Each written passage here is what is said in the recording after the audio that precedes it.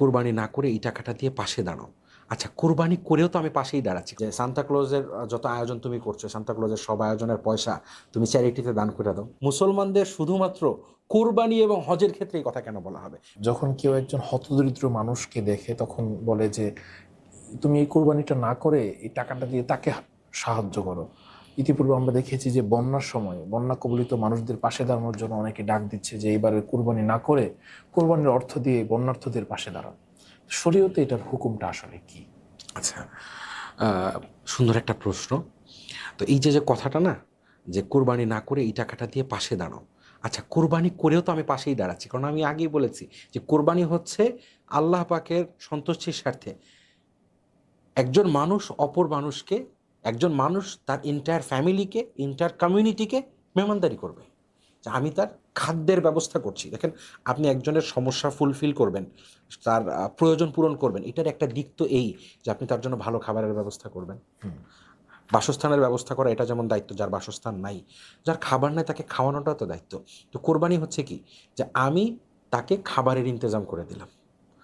তো এই আমি যেটা করতে পারি, মানুষকে এই কথা বলতে পারি যে ঠিক আছে, আপনি খাবারের ব্যবস্থা করার পাশাপাশি যার বাসস্থান নাই তার ব্যাপারেও আপনি নজর দিয়েন। তো আমি তো এইটা বলতে পারি না যে আপনি না খাওয়ায় ঘর বানায় দেন, তাই না? একজন মানুষের চিকিৎসাও লাগবে। একজন মানুষের বাড়ির টিনের চালে ছিদ্র, উপর থেকে বৃষ্টি পড়ে, এখন একজন টিন কিনে নিয়ে আসছে, আর ওদিকে আরেকজন চিকিৎসার ব্যবস্থা করতেছে। এখন যে টিন কিনে নিয়ে আসছে, আমি যদি তাকে এটার জন্য বকাঝকা করি, তুচ্ছতা ছিল করে, হ্যাঁ তুমি টিন কেন করে নিয়ে আসছো, তুমি তার চিকিৎসার জন্যই খরচ দাও, তখন বলা হয়েছে ভাই ওনার তো বাড়ির টিনের চালে পানি পড়তো, আমি এটার ব্যবস্থা করতে সমস্যা কোথায়? তো ঠিক হসপিটালে রোগী আছে, আপনার একজন হসপিটালে একজন রোগী ভর্তি আছে, আপনি চাইলে তাকে রান্না করে একবেলার খাবার নিয়ে যেতে পারেন, যে ভাই তোমার জন্য আমি রান্না করে নিয়ে এসেছি। আপনি চাইলে তার হসপিটাল বিলেও কিছু কন্ট্রিবিউট করতে পারেন। আপনি খাবার নিয়ে গিয়েছেন বলে যদি সেই রোগীর আত্মীয় স্বজন আপনাকে বকাবাদ্দি করে, হ্যাঁ তুমি রান্না করে কেন খাবার নিয়ে আসছো আমাদের রোগীর জন্য, তুমি পারলে 2,000 টাকা দিয়ে যাও, ব্যাপারটা কেমন হবে বলেন তো? তো এই জন্য কোরবানির মাধ্যমে আপনি তা মানুষের খাবারের বিষয়ে আপনি হেল্প করেন। এবার এর বাইরে তার কি কি প্রয়োজন আছে, ইসলাম তো আমাদেরকে বলছে যে তুমি তোমার সামর্থ্য অনুসারে, তোমার যা সম্পত্তিটা আল্লাহর, তুমি তোমার সামর্থ্য অনুসারে মানুষের সমস্যার সমাধানে এগিয়ে যাও। তো আমি অন্য সমস্যার সমাধানে এগিয়ে যাব, এটার জন্য আমাকে কোরবানি কেন বাদ দিতে হবে? এটা তো আল্লাহ তাআলার একটা হুকুম। এবং সবচেয়ে বড় কথা কি, মানে হুকুম হিসেবে তো অবশ্যই আগে, মানে যে মনে করেন আল্লাহকে মানে না, সে এথিস্ট, তার তো একটা লজিক লাগবে।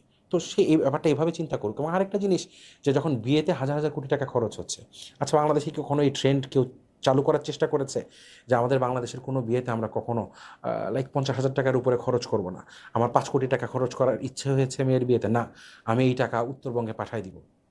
কেউ কোনোদিন গিয়ে মেরিডিয়ানে এই ফতোয়া দিয়েছে? কেউ কোনোদিন রেডিসনে গিয়ে কোনো আয়োজককে বলেছে যে তুমি তোমার এখানে এত বড় অনুষ্ঠান কেন করছো? কোনো কর্পোরেট কোম্পানিকে গিয়ে গিয়ে কেউ কখনো বলেছে যে তুমি যে কোটি কোটি টাকা প্রতি বছর, বা আমরা যদি কর্পোরেট জায়ান্টদের কথা চিন্তা করি, যে $multi-million তুমি খরচ করতেছো তোমার এমপ্লয়িজদেরকে জাস্ট রিফ্রেশমেন্টের জন্য, বিভিন্ন ট্যুর প্যাকেজ তুমি গিফট করতেছো, টিকিট কিনে দিচ্ছ, এটা কিন্তু খুব ইজি। এবং বাংলাদেশ অবশ্য এখন উমরাতেও পাঠায়, ভেরি গুড ইনিশিয়েটিভ।